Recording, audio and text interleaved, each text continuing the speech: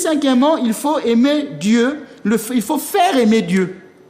Quand on aime Dieu, on va le faire connaître aux autres. Nous aurons un désir ardent de glorifier Dieu et de le faire glorifier, de l'annoncer aux autres. C'est pourquoi il y a ces émissions de orthodoxie. Je viens à la télévision prêcher l'évangile parce que l'amour de Dieu m'enflamme tellement que je voudrais le faire connaître. Vous savez, quand une femme est amoureuse, elle parle beaucoup de l'être aimé.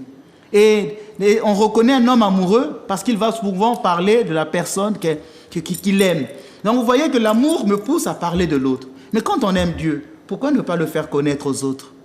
Quand on a rencontré, par exemple, un lieu de prière, comme la paroisse orthodoxe de Martinique, où beaucoup d'âmes viennent trouver paix, joie et consolation, pourquoi ne pas en parler aux autres? Ce n'est pas un trésor que l'on cache pour soi, c'est un trésor qu'il faut révéler. Quand on a vu une fontaine dans laquelle j'étanche ma soif, je vais appeler tous les gens du village qui sont dans le désert pour qu'ils viennent eux aussi à leur tour étancher leur soif. C'est ça qu'on appelle l'amour qui me pousse à être missionnaire, comme la femme samaritaine. Quand elle a vu Jésus, elle ne l'a pas gardé pour elle-même. Elle est allée dire, voilà, j'ai rencontré le Messie. Donc voilà les critères pour aimer Dieu. Pour résumer, avoir un amour pénitent, se donner un esprit de sacrifice, pratiquer les commandements de Dieu de l'Église, savoir être reconnaissant et faire connaître Dieu.